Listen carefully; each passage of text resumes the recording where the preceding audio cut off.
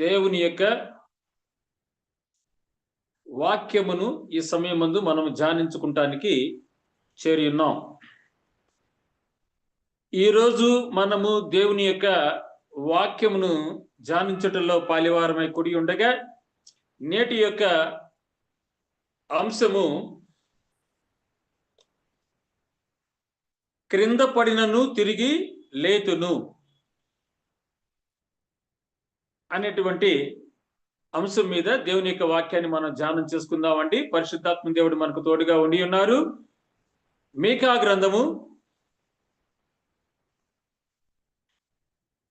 7వ అధ్యాయము 8వ వచనాన్ని చదువుకుందామండి. 767వ పేజీ మీకా గ్రంథము 7వ అధ్యాయము 8వ వచనాన్ని ఈ సమయమందు చదువుకుందాం. నా శత్రువా, నా మీద అతిశయింపవద్దు. నేను క్రింద పడినను తిరిగి లేతును. నేను అంధకారమందు కూర్చున్నను, యెహోవా నాకు వెలుగుగా నుండును. నేను క్రింద పడినను తిరిగి లేతును అనేటువంటి స్థిరమైన భక్తి భావముతో మనము ఉండవలసినటువంటి అవసరత ఉన్నదని ఈ సమయమందు ఆ యొక్క వాక్యాన్ని మనము ఎన్నిక చేసుకొని ఉన్నాం. అయితే ఒక విశ్వాసి క్రింద పడితే సంతోషపడేవాడు సైతానుడు. పరిశుద్ధాత్మ దేవుడు ఆ క్రింద పడినటువంటి తన యొక్క బిడ్డ విశ్వాసి కోసము పరిశుద్ధాత్మ దేవుడు దుఃఖిస్తారు, దేవునికి మొరపెడతారు. కావున ఈ యొక్క ఆత్మీయ అనుభవాన్ని మనము మనసులో పెట్టుకొని ఈ సమయమందు ఆమోసు గ్రంథము 9వ అధ్యాయము 11వ వచనాన్ని చదువుకుందామండి. 760వ పేజీ ఆమోసు 9వ అధ్యాయము 11వ వచనాన్ని చూద్దాం. పడిపోయిన దావీదు గుడారమును ఆ దినమున నేను లేవనెత్తి దాని గోడను బాగు చేసి దాన్ని పోయిన చోట్లను బాగు చేసి ఏదేము శేషమును నా నామము ధరించిన అన్యజనులందరినీ నా జనులు స్వతంత్రించుకున్నట్లు పూర్వపు రీతిగా దానిని మరలా కట్టుదును. ఈ యొక్క వాక్యాన్ని మనం మొదటగా చదువుకున్నటువంటి ఆ యొక్క మీకా గ్రంథము 7వ అధ్యాయము 8వ వచనాన్ని ఈ రెండిటిని మనము పోల్చుకున్నట్లయితే మన యొక్క ఆధ్యాత్మిక పరిస్థితికి అవి ఎంతగానో దోహదపడతాయని మనకు అవగతం అవుతుందండి. అక్కడ మీకాలో మనం చూసినట్లయితే అది ఒక మనిషి గురించి చెప్పినట్లుగాను, ఒక విశ్వాస గురించి చెప్పినట్లుగానే మనకు అనిపిస్తుంది. మంచిదే, నిజమే. అయితే ఇక్కడ ఆమోసులో మనం చూసినట్లయితే పడిపోయినటువంటి దావీదు గుడారము, దాని గోడను బాగు చేయటము, పూర్వప్రీతిగా దానిని మరలా కట్టించటము అనేటువంటి వాక్యాన్ని మనం చదువుకున్నప్పుడు దీనిని పోల్చుకున్నప్పుడు అదేమో ఒక వ్యక్తి గురించి చెప్పబడింది, ఇదేమో ఒక గుడారం గురించి, లేకపోతే ఒక ప్రాకారం గురించి, ఒక అంతఃపురం గురించి, లేకపోతే ఒక మందిరం గురించి రాయబడిందని మనకు కొంచెం నిదానంగా అర్థమవుతుంది ఆలోచన చేసినట్లయితే. తర్వాత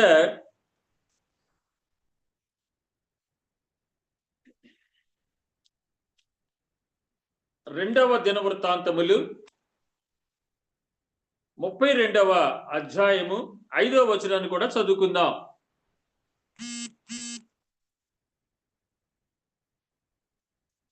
మరియు రాజు ధైర్యము తెచ్చుకొని పాడైన గోడ యావత్తు కట్టించి గోపురముల వరకు దానిని ఎత్తు చేయించి బయట మరి ఒక గోడను కట్టించి దావీదు పట్టణములో మిల్లో దుర్గమును బాగు చేయించును. సరే, ఈ రీతిగా ఇక్కడ ఉన్నటువంటి ఈ యొక్క వాక్యాన్ని కనుక మనం చూసినట్లయితే రాజు ధైర్యము తెచ్చుకొని పాడైన గోడ యావత్తు కట్టించి గోపురముల వరకు దానిని ఎత్తు చేయించి బయట మరొక గోడను కట్టించి అని ఉందండి. ఈ యొక్క వాక్యాన్ని కూడాను మనము చూసుకున్నట్లయితే ఇది కూడాను ఒక గోపురం గురించి, ఒక ప్రాకారం గురించి, ఒక ప్యాలెస్ గురించి, ఒక అంతఃపురం గురించి చెప్పినట్లుగానే అనిపిస్తుంది మనకి కదండి. అలా అనిపించడంలో తప్పులేదు. అయితే ఈ యొక్క వాక్యాలను మనము ఆత్మీయంగా గనక మనం తీసుకొని ఉంటే ఏమండి ధైర్యము తెచ్చుకోవాలి. ఎప్పుడు ధైర్యం తెచ్చుకోవాలి మనము? మనము దిగులుగా ఉన్నప్పుడు, భయపడుతున్నప్పుడు, బాధగా ఉన్నప్పుడు, శ్రమలో ఉన్నప్పుడు, సమస్య వచ్చినప్పుడు, ఆర్థిక ఇబ్బందులలో, సంతాన లేమిలో, ఉద్యోగ అన్వేషణలో ఏమండి ఇత్యాది ఒక మానవుడికి తన యొక్క దైనందిన జీవితంలో ఎటువంటి కొరతలు, ఎటువంటి అవసరతలు కలిగి అతను వేదన పడుతూ ఉంటాడో, లేకపోతే ఆమె అటువంటి దేవుని యొక్క బిడ్డలందరూ కూడాను ధైర్యము తెచ్చుకొని ఆ ఏం చేయాలట? పాడైన గోడ యావత్తు కట్టించాలట. గోపురముల వరకు దానిని ఎత్తు చేయించాలట. మరియు బయట మరి ఒక గోడను కట్టించి చూసారండి. ఈ యొక్క వాక్యాలకు ఆధ్యాత్మికంగా గనక మనం అర్థం చేసుకున్నట్లయితే మనకు చాలా ప్రాముఖ్యమైనటువంటి అనుభవాల్ని పరిశుద్ధాత్మ దేవుడు ఈ యొక్క సమయమందు మనకు దయచేయనయుడి ఉన్నారు. అది ఏ రీతిగా అని మనం ఆలోచన చేసుకున్నట్లయితేనండి, మొదటగా నోవాహు గారి గురించి చూద్దాం. ఏమండి?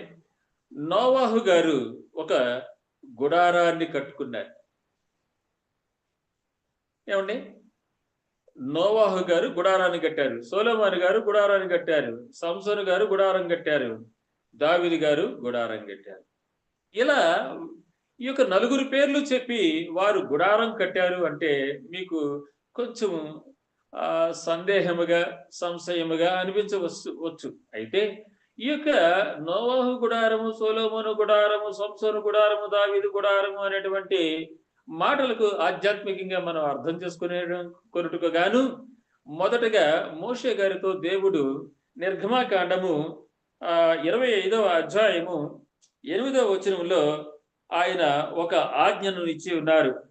అది ఏమిటయ్యా అంటే, మోషే నేను వారిలో మీతో నివసించినట్లు నాకు మీరు పరిశుద్ధ స్థలమును నిర్మింపవలెను అని అక్కడ చెప్పి ఉన్నారు. మొట్టమొదటిగా అక్కడ ఒక చర్చిని కట్టమని, ఒక ప్రార్థనా మందిరాన్ని కట్టమని దేవుడు ఆజ్ఞాపించడం ఈ యొక్క వాక్యంలో నేను చూసి ఉన్నాను. ఇంతకంటే ముందు మీరు ఏదైనా చూసి ఉంటే చాలా సంతోషము. అయితే ఏదైనా తోటలో మన యొక్క ఆది తల్లిదండ్రులను వారు ఆరాధన చేయుటకు దేవుడు ఏర్పాటు చేసినటువంటి గుడారము, మందిరము, ప్రార్థనా స్థలము అది ఓకే. కానీ ఇక్కడ మనుషుల కోసము దేవుడు ప్రత్యేకించి మరి మోషే గారికి ఆజ్ఞాపించినటువంటి మాట చొప్పున చూసినట్లయితే పరిశుద్ధ స్థలమును మీరు ఏర్పాటు చేయండి, నేను మీలో నివసించినట్లు అది చేయండి అని దేవుడు స్వయంగా చెప్పి ఉన్నారు. అదే విధంగా మనం చూసినట్లయితే మరి అలనాటి మన యొక్క పితరుల కాలం నుండి కూడాను ఆ యొక్క పరిశుద్ధ స్థలములను, గుడారములను ఏర్పాటు చేయటం అనేటువంటిది జరిగి ఉన్నది. అంతేకాకుండాను మరి పౌలు గారి కాలంలో కూడాను మనం ఒక అంశాన్ని మనం కనుక చదువుకుంటే ఈ యొక్క గుడారాలకు ఉన్నటువంటి ఆధ్యాత్మికమైనటువంటి అర్థాలు మనకు అవగతం అవుతాయండి. అది ఏమిటయ్యా అంటే, కొరింథీయులకు రాసినటువంటి మొదటి పత్రిక 3వ అధ్యాయము 16వ వచనంలో చూసినట్లయితే, మీరు దేవుని ఆలయమై ఉన్నారనియు దేవుని ఆత్మ మీలో నివసించుతున్నాడనియు మీరు ఎరుగరా? దేవుని ఆలయము పరిశుద్ధమై ఉన్నది, మీరు ఆ ఆలయమై ఉన్నారు అని అక్కడ మనకు ఉన్నది. తర్వాత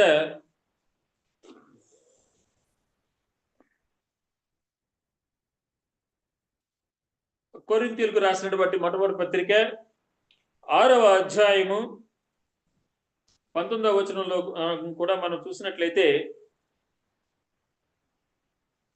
మీ దేహము దేవుని వలన మీకు అనుగ్రహింపబడి మీలోనున్న పరిశుద్ధాత్మకు ఆలయమై ఉన్నదని మీరు ఎరుగరా? మీరు మీ సొత్తు కారు, విలువ పెట్టి కొనబడినటువంటి వారు కనుక మీ దేహముతో దేవుణ్ణి మహిమపరచుడి అని ఉంది. చూసారా? కాబట్టి అక్కడ మనకు బాహ్యంగా మోషే గారితో దేవుడు పరిశుద్ధ స్థలమును ఏర్పాటు చేయమని ఉన్నారు. తదుపరి మన యొక్క దేహమే దేవునికి దేవాలయముగాను ఆలయముగాను ఆ యొక్క ఆలయాన్ని మనం పాడు చేయకూడదని మన యొక్క దేహమైనటువంటి యొక్క ఆలయంలో దేవుడు ఎల్లప్పుడూ నివసిస్తాడనేటువంటి వాగ్దానాలని సత్యమును మనము గ్రహించుకొని ఉన్నాం. ఇప్పుడు మీరు ఆలోచనలోకి రండి. ఈ యొక్క నోవాహు గుడారము అనగా ఏమిటి? మీరు అనొచ్చు, నోవాహు గుడారం అంటే ఇది కూడా నీకు తెలియదా? దేవుడు చెప్పితే నోవాహు గారు ఆ యొక్క ఓడ నిర్మాణం చేశారు, అదే గుడారం అని అనుకుంటున్నారా? అనుకోవచ్చు, తప్పులేదు. కానీ ఆధ్యాత్మికంగా మనం తీసుకున్నట్లయితే ఆయన యొక్క పరిశుద్ధ భక్తి జీవితము, అదే ఆయన కట్టుకున్నటువంటి గుడారము. అటువంటి ఆ యొక్క గుడారమును ఆ యొక్క నోవాహు గారు చాలా కాలము ఆయన కాపాడుకున్నారు, పొందుపరుచుకున్నారు, పదిలపరుచుకున్నారు. కానీ ఆ తరువాత దేవుని చేత ఎన్నో విజయములు పొందినటువంటి ఆశీస్సులు పొందినటువంటి ఆ యొక్క నోవాహు గారు తదుపరి కాలములో వృద్ధాప్యమందు వారు ఒక తప్పిదము చేసి ఉన్నారు. అది మీకు తెలుసు, జ్ఞాపకానికి తెచ్చుకోండి. వారు మద్యమును సేవించి వారి యొక్క ఒంటి పైన ఉండవలసినటువంటి వస్త్రములు సరైన విధంగా లేకుండా ఉండటము, వారి యొక్క కుమారుడు చూడటము, ఆ తర్వాత సంగతి మీకు తెలుసు. అయితే నాకు కావలసినటువంటి అంశం ఏమిటాయి అంటే, అటువంటి పవిత్ర జీవితము కలిగినటువంటి నోవాహు గారు ఆయన యొక్క భక్తి కలిగినటువంటి విశ్వాసప్రదమైనటువంటి దేవుని చేత ఆశీర్వాదాలు పొందేటువంటి అటువంటి పరిశుద్ధ గుడారము వంటి జీవితమును ఆయన మలినపరుచుకున్నారా లేదా? అది నాకు కావలసినటువంటి అంశము. కాబట్టి నోవాహు తన యొక్క గుడారాన్ని పాడు చేసుకున్నాడు. ఆ యొక్క మద్యమును సేవించడం ద్వారాగా పరిశుద్ధ జీవితమును ఆయన కొంతకాలము కొంత సమయము ఆయన పాడు చేసుకున్నట్లుగా మనము చూస్తున్నాం. తర్వాత సొలొమోను గారి యొక్క గుడారం ఏమండి? ఇది కూడా అంతే. ఆధ్యాత్మికంగా మనం ఆలోచన చేసుకున్నట్లయితే సొలొమోను గారి గురించి దేవుడు సాక్షాత్తు చెప్పినటువంటి మాట, ఎంత మంచి మాట చెప్పారండి దేవుడు. సొలొమోన్ని ఎంతగా దేవుడు మెచ్చుకున్నారు, ఆయనని మరింతగా ఆయన్ని పై స్థానానికి తీసుకొని వెళ్ళారు. ఆయనకి ఎంతో దేవుని యొక్క దీవెనలు మెండుగా వచ్చి ఉన్నాయి. మరి ప్రక్క దేశపు రాణి కూడా వారి యొక్క జ్ఞానాన్ని, వారి యొక్క పరిపాలనను, వారి యొక్క భక్తి జీవితాన్ని మెచ్చుకోవటం కూడా మనకు తెలుసు కదండి. అయితే ఇక్కడ అటువంటి మంచి పవిత్ర జీవితం జీవించినటువంటి సొలొమోను మహారాజు గారు ఏమండి, వారు చెప్పాలి అంటే దేవుని చేత ఎంతగానో దీవించబడినటువంటి వ్యక్తి, మెచ్చుకొనబడినటువంటి వ్యక్తి కూడాను ఆయన. అయితే ఆ తరువాత ఆయన యొక్క జీవితంలో జరిగినటువంటి సంభవం దుర్లభం. అది ఏమిటయ్యా అంటే మీకు తెలుసు. ఏమండి, ఆయన బహు స్త్రీలను వివాహం చేసుకోవటం వలన, అందులోను అన్య స్త్రీలను కూడాను ఆయన మోహించి వరించటం చేత ఆయన విగ్రహారాధనకు లోనయ్యాడు. అన్య దేవతల పూజల్లో ఆయన భార్యల ఒత్తిడి చేత ఆయన సొలొమోను మహారాజు గారు తన యొక్క పవిత్ర జీవితంలో నుండి క్రిందకు పడిపోయినారు, తప్పిదము చేసి ఉన్నారు, విగ్రహారాధన చేసి ఉన్నారు. ఆ రీతిగా సొలొమోను మహారాజు ఆయన యొక్క పవిత్రమైనటువంటి జీవితాన్ని పతనావస్థకు ఆయనంతగా ఆయనే దిగజార్చుకున్నారు. తర్వాత సంసోనుకు గుడారం ఎక్కడున్నది అని మీరు అనుకోవచ్చు. నిజమే, వారి వలె బాహ్య ప్రపంచపు గుడారాలు సంసోనుకు లేకపోయి ఉండొచ్చు. కానీ దేవుడిచ్చినటువంటి బలము, దేవుడిచ్చినటువంటి జ్ఞానము ఆయనకు ఒక మహత్తరమైనటువంటి గుడారము. ఆయన ముందు ఎవరు కూడాను తట్టుకోలేరు. అటువంటి జ్ఞానం కలిగినటువంటి వాడు, బలము కలిగినటువంటి వాడు, అటువంటి వాడు మరి ఏమండి, ఒక చెడ్డ స్వభావం కలిగినటువంటి స్త్రీ యొక్క వ్యామోహములో పడిపోయి ఆయన ఎంతో ప్రమాదాన్ని కొని తెచ్చుకొని తన యొక్క కళ్ళు పీకించేటువంటి దీనావస్థకి చేరుకొని ఉన్నాడు. అప్పుడు మరలా తన యొక్క గుడారాన్ని, తన యొక్క భక్తి జీవితాన్ని బాగు చేసుకున్నట్టుకు గాను, ప్రభువా నేను పాపిని, నా యొక్క తప్పిదములను మన్నించండి, ఒక్కసారి మరలా నాకు పూర్వపు వైభోగాన్ని నాకు మరలా దయచేయండి ప్రభువా అని తన యొక్క పడిపోయినటువంటి పవిత్ర జీవితాన్ని మరల తిరిగి పవిత్రపరచమని, కట్టమని దేవుడిని ప్రార్థన చేసినప్పుడు దేవుడు ఆ యొక్క సంసోనుకి మరొక్కసారి అధిక బలాన్ని చేకూర్చి ఆయనకు సంసోను గారికి దేవుడు మరల శత్రువుల పైన విజయాన్ని చేకూర్చినటువంటి అంశం మీకు తెలుసు.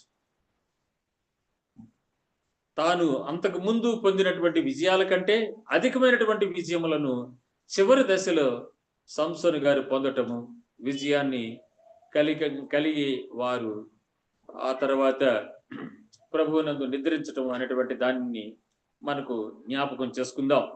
తర్వాత మరి దావీదు గారి యొక్క గుడారము పడిపోయినప్పటికీ కూడాను ఆయన దేవుని చేత మరలా కట్టబడినారు. మరి బాల్య దశ నుండి కూడాను సంసోను వలె మరి సింహాన్ని చంపినటువంటి వాడు, ఎలుగుబంటిని చంపినటువంటి వాడు, ఏమండి మరి ఆ యొక్క గొలియాతు అనేటువంటి ఏమండి బాహ్య ప్రపంచంగా చెప్పాలంటే ఒక రాక్షసుడు లాంటి వాడు గొలియాతు. అటువంటి వాడిని నేల కూర్చినటువంటి మరి మంచి ప్రార్థనాపరుడు, దైవజనుడు దావీదు మహారాజు. అటువంటి దావీదు మహారాజు గారు మరి ఏం చేశారండి, ఎన్నో విజయాలను చవిచూసి మరి మరి పశువులను కాసుకునేటువంటి స్థాయి నుండి పరిపాలనా రాజుగా, సామ్రాజ్యాధిపతిగా ఆయన పదోన్నతి పొందిన తర్వాత వారు చేసినటువంటి తప్పిదము ఆ యొక్క బత్షేబా విషయం మనందరికీ తెలుసు. చూసారా, ఆ విధంగా ఆయన యొక్క పవిత్రమైనటువంటి జీవితమును, ఏమండి ఆయన యొక్క భక్తి విశ్వాస వాగ్దానంతో కూడినటువంటి మంచి గుడారము అనేటువంటి ఆయన యొక్క భక్తి జీవితాన్ని ఆయన పాడు చేసుకున్నారు. ఆయన యొక్క గుడారము ఆ రీతిగా పడిపోయింది.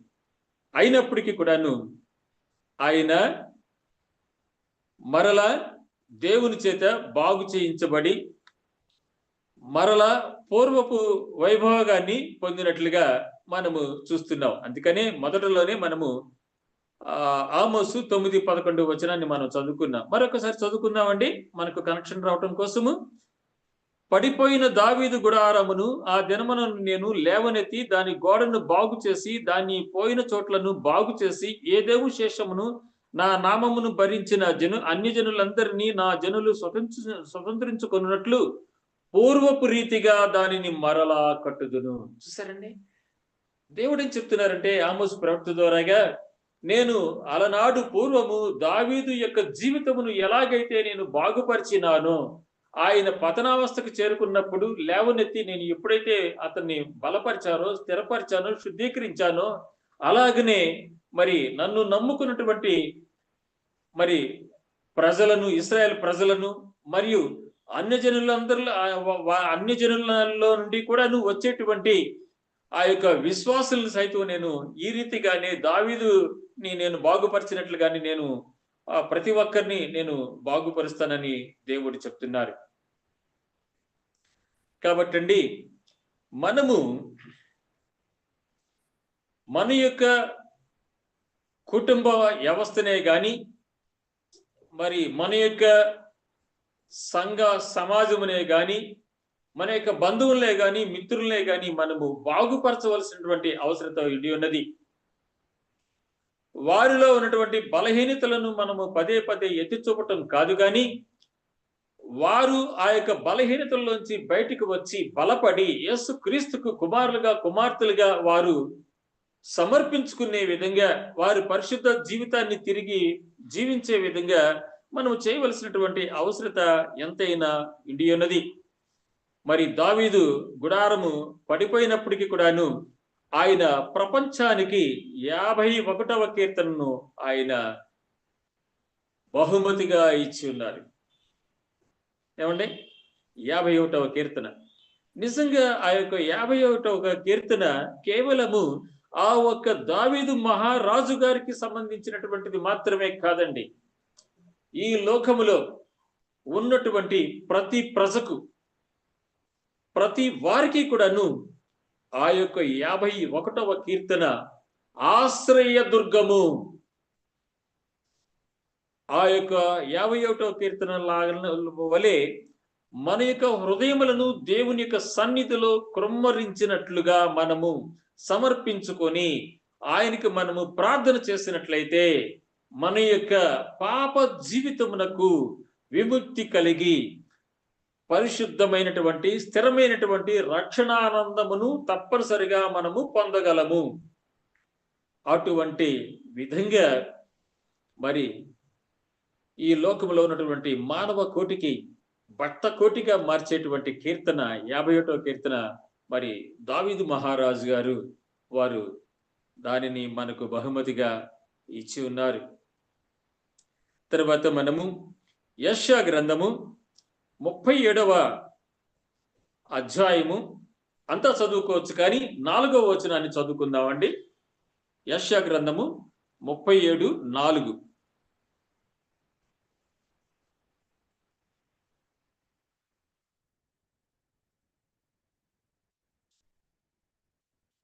ఆ యొక్క 4వ వచనం అంతా మనం చదువుకోవచ్చండి. అయితే నేను దానిలో మనకు కావలసినటువంటి ఒక మంచి లాస్ట్ అంశాన్ని నేను 4వ వచనంలో ఉన్నటువంటి లాస్ట్ లైన్ ని నేను చదువుతాను. కాబట్టి నిలిచిన శేషము కొరకు నీవు హెచ్చుగా ప్రార్థన చేయము. చూసారండి? ఈ యొక్క మాటను మనం తీసుకున్నట్లయితే, కాబట్టి నిలిచిన శేషము కొరకు అనగా మన యొక్క వంశావళిలో అవ్వచ్చు, మన కుటుంబంలో అవ్వచ్చు, మన సంఘంలో కావచ్చు, మన సమాజంలో అవ్వచ్చు, మన యొక్క బంధుమిత్రాదులు ఎవరిలోనైనా కానీ ఏమండి, ఇప్పుడు జీవించి ఉన్నటువంటి వారి కొరకు మనము చేయవలసినటువంటి అంశం ఏమిటయ్యా అంటే హెచ్చుగా మనము ప్రార్థన చేయాలి. ఏమండి? మనం హెచ్చుగా ప్రార్థన చేయాలి. మరి ఆ యొక్క 2వ దినవృత్తాంతంలో 32:5లో మనం చూసినట్లయితే అక్కడ ఏముందండి? ఏమండి? పడిపోయినటువంటి గోడను మనము కట్టుకోవాలని, ఆ గోడ యొక్క ఎత్తుని మనము గోపురం వరకు పెంచుకోవాలని మనం చదువుకున్నాం. అంటే మనము ఏ యొక్క బలహీనత చేత పడిపోతున్నామో ఆధ్యాత్మికంగా మన యొక్క కుటుంబంలోను, మన యొక్క విశ్వాస జీవితంలో ఏ విషయంలో అయితే మనం పడిపోతున్నామో ఆ పడిపోయినటువంటి అంశాన్ని లేవనెత్తి ప్రభువారికి సమర్పించుకొని, దేవా ఈ యొక్క విషయంలో నేను పడిపోతున్నాను, ఈ బలహీనత మీ దగ్గర నుంచి నన్ను దూరపరుచుచున్నది స్వామి. దేవా మీ యొక్క ముఖ కాంతి నుండి వచ్చేటువంటి ఆ యొక్క రక్షణ కిరణములు నాకు రాకుండా అవి మీకును నాకును మధ్య అడ్డుగోడగా ఉంటున్నాయి స్వామి అని మనము సమర్పించుకొని దేవునికి మనం ప్రార్థన చేసినట్లయితే దేవుడు మరల మన యొక్క ఆధ్యాత్మిక ఆ యొక్క పరిశుద్ధ జీవితమును ఆయన పైకి పురోభివృద్ధి చెందే విధంగా ప్రభువారు ఆశీర్వదిస్తారని ఆ యొక్క వాక్యాలను మనము ఆధ్యాత్మికంగా తీసుకోవాల్సినటువంటి అవసరత మనకు ఎంతైనా ఉండి ఉన్నది. తర్వాత మనము 127వ కీర్తన 5వ వచనంలో కనుక మనం చూసినట్లయితే ఏమండి, 127వ కీర్తన 5వ వచనంలో ఒక చక్కని మాట ఉన్నదండి. ఆ మాటను మనము చాలాసార్లు వేరు వేరు విషయాలలో చదువుకున్నాం, కానీ ఇప్పుడు మనము ఒక క్రొత్త అంశాన్ని మనం గ్రహించడానికి కానీ ఆ యొక్క 127వ కీర్తన 5వ వచనాన్ని చదువుకుందాం.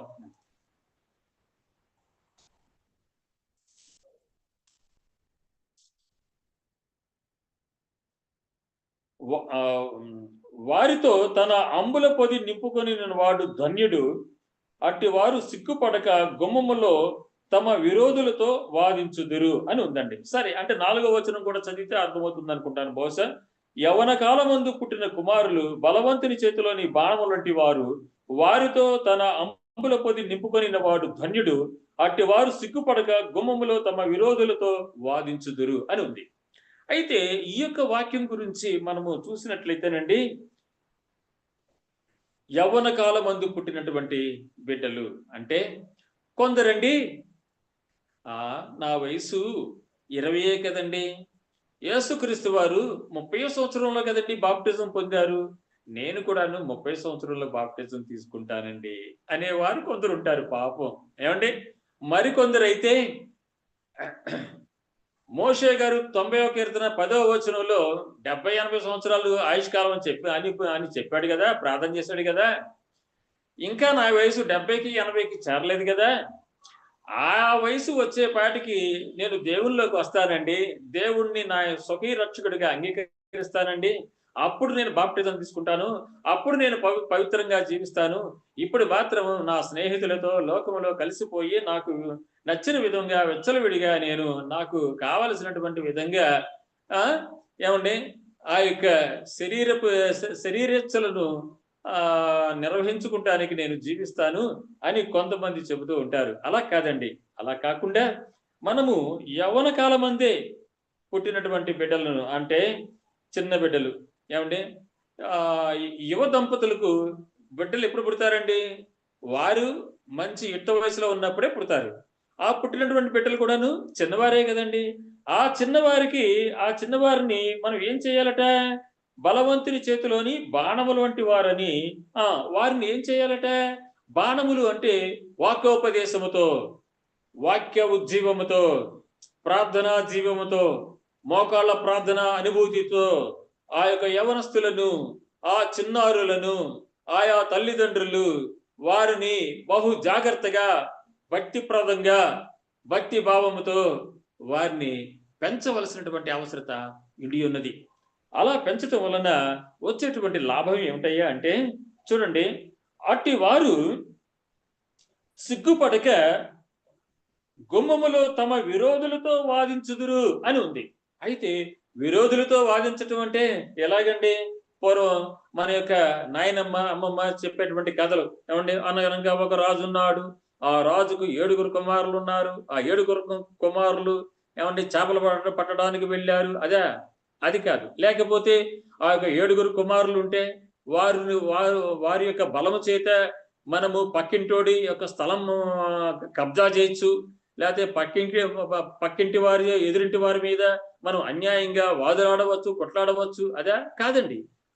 విరోధులతో వాదించటం అంటే, మనకు విరోధి ఎవరో తెలుసండి? ఎవరండి? ఆ సందు చివరన, ఆ స్ట్రీట్ మొదల్లో ఉన్నటువంటి ఆయన కాదు మనకు విరోధి. ఆయనలో ఆవహించి ఉన్నటువంటి ఆ యొక్క అపవాది అయినటువంటి సాతానుడు మనకు విరోధి. ఆయన కాదు మనకు విరోధి.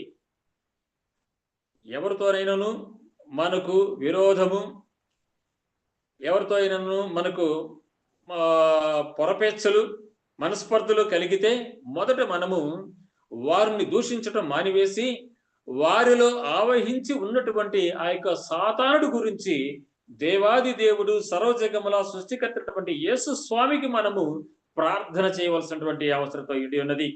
అందుకని యాకోబు పత్రిక 4వ అధ్యాయం 7వ వచనంలో ఉన్నటువంటి మాట ఏంటంటే, ఇది మీరు అపవాదిని మీరు ఎదిరించండి. ఎలాగ ఎదిరించాలి మనము? ప్రార్థన, సమర్పణ ప్రార్థనతో, ఉపవాస ప్రార్థనతో, దేవుని యొక్క సాంగత్యముతో మనము ప్రార్థన చేసినట్లయితే ఆ యొక్క సాతానుని మనము ప్రార్థన ద్వారాగా ఎదిరిస్తాము.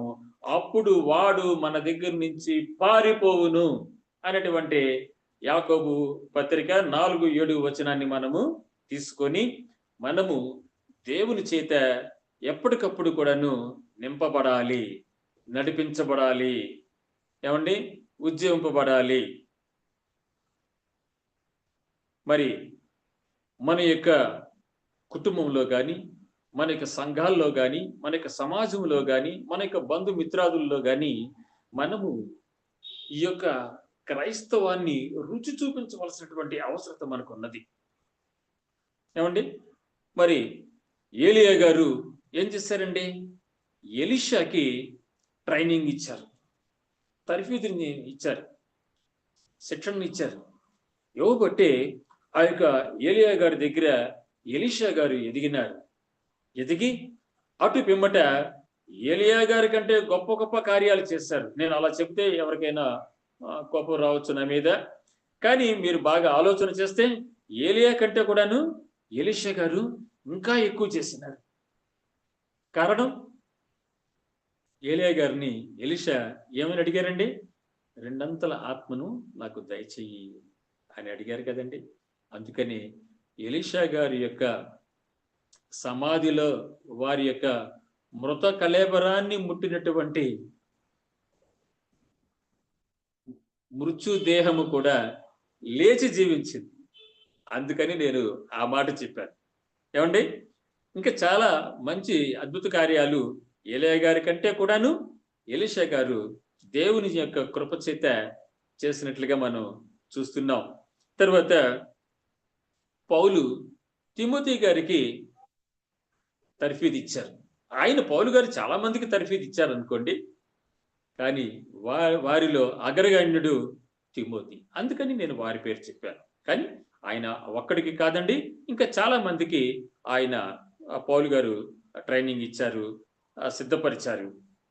మరి అదేవిధంగా మోషే గారు యెహోషువకి మంచి తర్ఫీదుని శిక్షణను ఆయన మోషే గారు యెహోషువ గారికి ఇచ్చున్నారు. మరి మనం ప్రతి కుటుంబ యజమాని ఆయన వారి యొక్క భార్యకు, కుమారులకు, కుమార్తెలకు, మరి మనవళ్లకు, మనవరాళ్లకు, ఇంకా దేవుని యొక్క అనుగ్రహం తోడైతే ముని మనవడు, మునివిరాళ్ళకు కూడా, ముని మనవరాళ్ళకు కూడాను తర్ఫీదు ఇచ్చేటువంటి దీర్ఘాయుషు మరి కుటుంబ యజమానిగా ఉన్నటువంటి తల్లిదండ్రులకు కలగాలి అంటే వారు ఇటువంటి తర్ఫీదును, ఇటువంటి సమర్పణ జీవితమును జీవించవలసినటువంటి అవసరత ఉండి ఉన్నది. మరి కొన్ని చోట్ల చూస్తూ ఉంటేనండి, మరి ఒక పాస్టర్ గారు, లేకపోతే ఆ పాస్టర్ గారి మీద ఉన్నటువంటి ఒక అధికారి, తనకంటే క్రిందవాడు, తనకంటే చిన్నవాడు, తనకు ఏమీ కానటువంటి వాడు పైకి రావటము అంటే అభివృద్ధి చెందటము చూసి ఓర్వలేకపోతూ ఉంటారు. వారిని అక్కడితోనే ఆపివేయాలి. వారు ఆధ్యాత్మికంగా ఎదగకూడదు. వారు ఎప్పుడైతే అభివృద్ధి పదాన ముందుకు వస్తారో వారు నాకు పోటీ అవుతారేమో, నా యొక్క చైర్, నా కుర్చీ ఖాళీ అవుతుందేమో, నాకంటే నాకు రావాల్సినటువంటి ఆ యొక్క మంచి పేరు, గొప్ప పేరు అతనికి వచ్చేస్తుందేమో అని అసూయపడుతూ ఉంటారు. కొన్ని చోట్ల చూస్తూ ఉంటే ఒక సంఘాన్ని నడిపించేటువంటి కాపరి ఆయనకు కుటుంబానికే ఇస్తాడు. అన్ని అర్హతలు, అన్ని ఆపర్చునిటీస్, అన్ని యాక్టివిటీస్ వాళ్ళకే ఇస్తాడు. అది తప్పు, అది మంచిది కాదు. మనము ఒకరోజు కొంతకాలం ఒక సంఘంలో ఉంటాం, మరొక కాలం మరొక సంఘానికి వెళతాం. కానీ విశ్వాసులు ఎప్పుడు కూడాను స్థిరంగా, బలంగా, ఏమండి, ఆ యొక్క సంఘానికి ముఖ్య సాక్షులుగా, సారథులుగా సంఘస్థులు, విశ్వాసులు ఉంటారు. అటువంటి వారిని మనం ఎల్లప్పుడూ కూడాను తర్ఫీదు ఇవ్వాలి. దేవుని యొక్క వాక్యములో వారు వర్ధిల్లే విధంగా మనము ప్రోత్సహించాలి. అలా చేయటం వలన ఈ యొక్క నిత్య సువార్త, ఈ యొక్క సెవెంత్ డే అడ్వెంటిస్ట్ పరిశుద్ధ సంఘ సేవా పరిచర్య, మన యొక్క సత్య వాక్యము, పరిశుద్ధ వాక్యాలు ఇతరులకు అతి వేగంగా, అతి త్వరగా, అతి బలంగా, అతి విస్తారంగా మన యొక్క అడ్వెంటిస్ట్ సత్యము అనేకులకు చేరాలి అంటే మనము ఎప్పుడు కూడాను చిన్నవారిని, ప్రక్కవారిని, ఏమండి, ప్రోత్సహిస్తూ సర్వసత్యములోనికి వారిని మనము నడిపించవలసినటువంటి అవసరత ఉండి ఉన్నది. కావున మనము ఏ యొక్క విషయాలలో ఒక గోడ పడిపోయినట్లుగా పడిపోయామో, మరలా ఆ యొక్క గోడను కట్టినట్లుగా, మరలా ఆ గోడను ప్లాస్టింగ్ చేసినట్లుగా, ఆ గోడను బలపరిచినట్లుగా, ఆ గోడకు మరి యొక్క గోడ వెలుపల బయట భాగాన కట్టినట్లుగా, అంటే మనము బలంగా, స్థిరంగా ఉండటానికి మన యొక్క కుటుంబం అవ్వచ్చు, మన సంఘం అవ్వచ్చు, మన సమాజంలో అవ్వచ్చండి. గోడకు బదులుగా మరి యొక్క గోడ, గోడకు తోడుగా మరొక గోడ మనము నిర్మించవలసినటువంటి అవసరత ఉన్నది. మనము ప్రాకారముల చుట్టూ బలంగా మన యొక్క భక్తి శ్రద్ధలను పెంపార చేసుకొని స్థిరపడవలసినటువంటి అవసరత మనకు ఎంతైనా ఉండి ఉన్నది.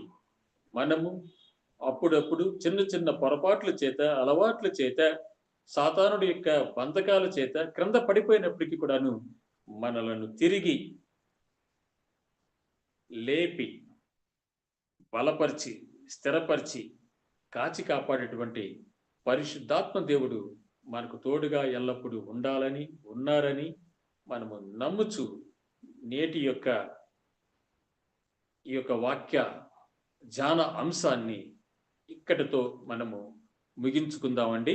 మీ అందరికీ వందనములు.